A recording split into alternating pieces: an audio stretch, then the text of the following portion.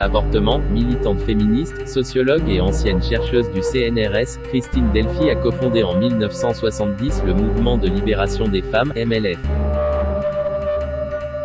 Un an plus tard, elle signait dans le Nouvel Observateur le fameux manifeste des 343 salopes. C'était le 5 avril 1971, il y a exactement un demi-siècle. Depuis, elle n'a jamais cessé de s'impliquer dans le combat pour l'égalité des sexes et de se battre contre le patriarcat. 50 ans après avoir déclaré haut et fort « Je me suis fait avorter », s'exposant ainsi à des poursuites pénales, Christine Delphy revient pour le HuffPost sur cet événement historique. Elle porte aussi son regard sur l'évolution de la lutte féministe, de 1971 à 2021. Le 5 avril 1971 dans le Nouvel Observateur, 343 femmes signaient le manifeste. Comment est née l'idée de cette déclaration? L'idée est venue de deux journalistes du Nouvel Observateur, Nicole Muchnik et Jean Moreau. Dans un premier temps, ils se sont adressés à Anne Zielinski et à moi-même, comme tête de pont du MLF que nous avions contribué à fonder. Nous étions très actifs dans la lutte pour le droit à l'avortement et la libre disposition de son corps. Lorsqu'ils nous ont suggéré, autour d'un café, l'idée du manifeste, nous avons tout de suite accepté. C'était une bonne manière d'atteindre le plus large public possible et de faire évoluer les mentalités. Avec l'aide de Simone de Beauvoir, nous avons ensuite réuni les 343 signataires. L'objectif était de rallier le plus de femmes possible à notre cause, tant des anonymes que des femmes connues que la notoriété protégeait d'une attaque en justice. Marguerite Duras, Jeanne Moreau, Françoise Sagan ou Gisèle Halimi ont finalement signé NDLR. Suivez-nous avec la newsletter quotidienne du HuffPost, vous recevez par email les infos les plus importantes et les meilleurs articles du jour. En savoir plus, Twitter, Facebook, Snapchat, Instagram fermés. L'avortement était alors illégal en France. En déclarant publiquement avoir avorté, vous vous exposiez à des poursuites pénales pouvant aller jusqu'à la prison. Avez-vous eu des craintes avant de signer? Personnellement, non. Signer était pour moi une évidence et le manifeste transcendait largement la crainte de poursuites pénales. Comme pour les 342 autres femmes. Toutes les femmes contactées n'ont pas accepté de signer le texte, mais 343 est un chiffre élevé pour un sujet qui n'avait encore jamais été abordé dans la sphère publique. Je n'ai pas signé pour moi, mais pour toutes les femmes et, particulièrement pour celles qui quotidiennement, mouraient après un avortement clandestin. À l'époque, personne ne militait pour l'avortement, considéré comme un grand péché. Un peu après la parution du manifeste, j'ai appris avec tristesse que des femmes inconnues ou anonymes avaient été inculpées pour avoir signé le manifeste. Le manifeste a sonné comme un coup de tonnerre dans l'opinion publique, prenant tout le monde de court. En quoi était-ce un geste nécessaire? Il était urgent de dénoncer l'hypocrisie ambiante. Personne n'osait en parler, mais les femmes allaient à l'étranger, en Angleterre ou en Suisse pour avorter en cachette. D'autres avortaient dans la clandestinité en France et en mouraient à cause de problèmes d'hygiène. La situation était absurde, intenable et dangereuse pour les femmes. Finalement, après une lutte institutionnelle et médiatique, vous avez gagné le 17 janvier 1975 avec la loi Veil. Le manifeste a fait l'effet d'une bombe, c'était une grande première en France. Il a rendu l'avortement visible et en a fait une question politique. Mais le combat féministe ne se résumait pas au manifeste. Il y avait de nombreux sujets d'indignation comme la lutte contre le viol, contre les violences faites aux femmes. Un nombre croissant de groupes d'étudiants se formaient, la contestation prenait de l'ampleur. C'était une période d'effervescence. Entre la publication du manifeste et la loi Veil, 4 longues années de combat se sont écoulées. Au sein du MLF, devenu le Mouvement pour la liberté de l'avortement et de la contraception, MLAC, en 1973, nous avons mené des actions pour rendre visible une nouvelle méthode américaine d'avortement peu connue mais plus sûre, la méthode Karman, dite par aspiration. Plusieurs militantes se sont formées à cette technique et l'ont pratiquée à travers la France pour la rendre accessible au plus grand nombre. En En 1975, le gouvernement ne pouvait plus fermer les yeux. Valéry Giscard d'Estaing, alors président de la République, a eu l'idée grandiose de demander à l'admirable Simone Veil de travailler sur une loi sur l'IVG. Mais rien n'était encore gagné. Si l'avortement a été légalisé, il a été très mollement car son accès restait difficile, comme c'est encore le cas aujourd'hui. Ce n'est pas parce qu'une loi existe qu'elle est appliquée car le corps médical était souvent opposé à l'avortement des femmes. C'est malheureusement encore le cas aujourd'hui. Il nous reste un long chemin à parcourir. Les militantes féministes réclament l'allongement des délais de recours à l'IVG au-delà de 12 semaines ou le retrait de la clause de conscience. Le droit à l'IVG est-il en danger, 50 ans plus tard? Il est fortement menacé. Déjà, dans des régions entières, l'avortement n'est pas possible, il n'y a pas assez de médecins, ni suffisamment de services de gynécologie pour accueillir les femmes. Elles sont contraintes de parcourir des dizaines de kilomètres ou de se rendre à l'étranger pour avorter.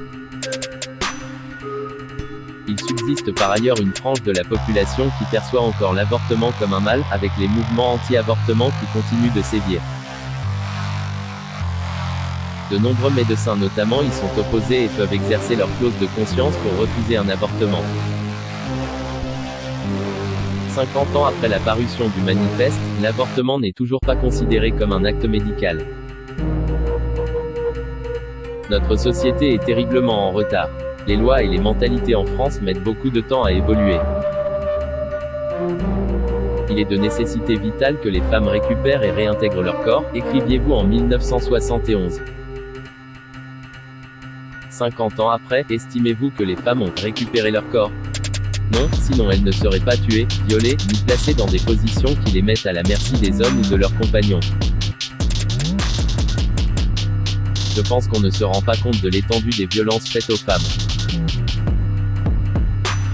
Ce schéma a été exacerbé par le confinement qui a favorisé la brutalité des hommes. Il a agi comme un révélateur d'un rapport mari-épouse déséquilibré. Malgré certaines avancées, comme le mouvement Croisillon MeToo, il demeure très difficile pour une femme de parler des violences qu'elle subit. De plus, une nouvelle forme de soumission de la femme via l'islam a émergé ces dernières années et m'inquiète. Il y a quelque temps, la fille d'une amie me racontait qu'elle était très heureuse d'avoir donné du plaisir sexuel à son partenaire, au travers d'une fellation. J'étais d'abord surprise, puis bien plus tard, j'ai compris que ce n'était pas spécifique à cette jeune femme, mais à toute sa génération. Le rapport sexuel entre une femme et un homme se résume en réalité souvent à un rapport de soumission, où la femme doit nécessairement donner du plaisir à l'homme et non l'inverse.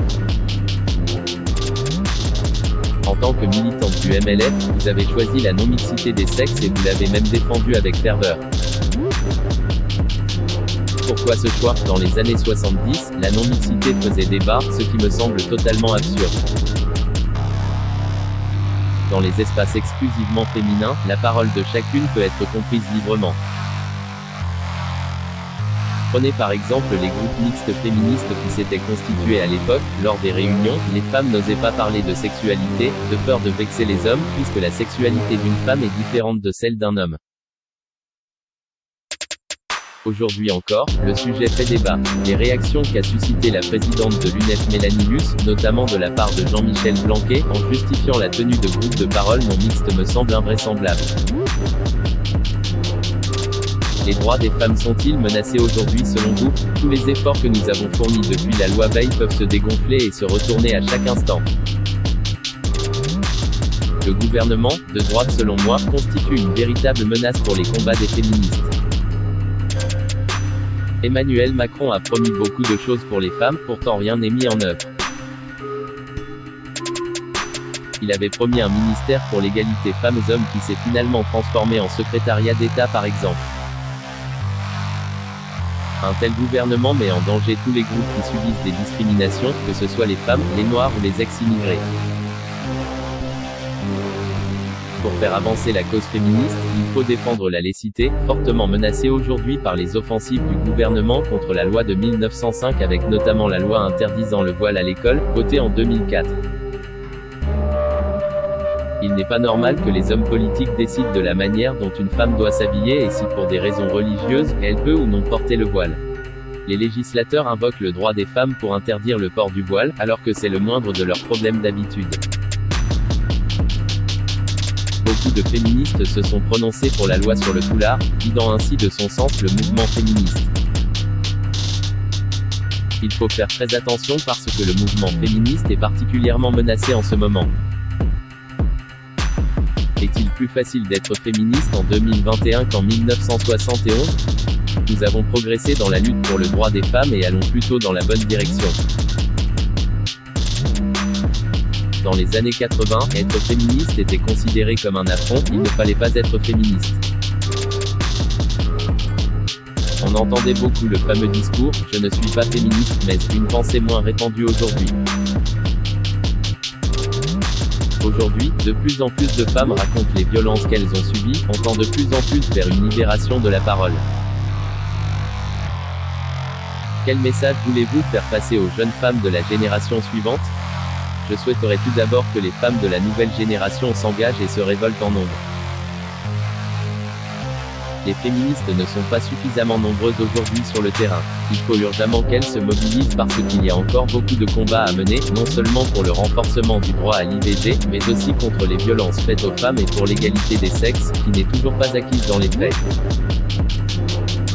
Je leur dirai par ailleurs d'interroger leur conception des rapports sexuels. La pénétration ne constitue pas le seul moyen d'avoir des rapports sexuels.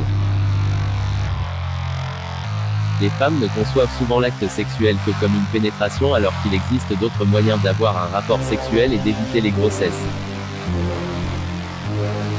À voir également sur le post-avortement, en Pologne, nouvelle manifestation face à la quasi-interdiction. Lire aussi, en réponse à la Pologne, l'UE se déclare zone de liberté pour les LGBT. Blog, Madame von der Leyen, il reste tant à faire pour le droit des femmes en Europe.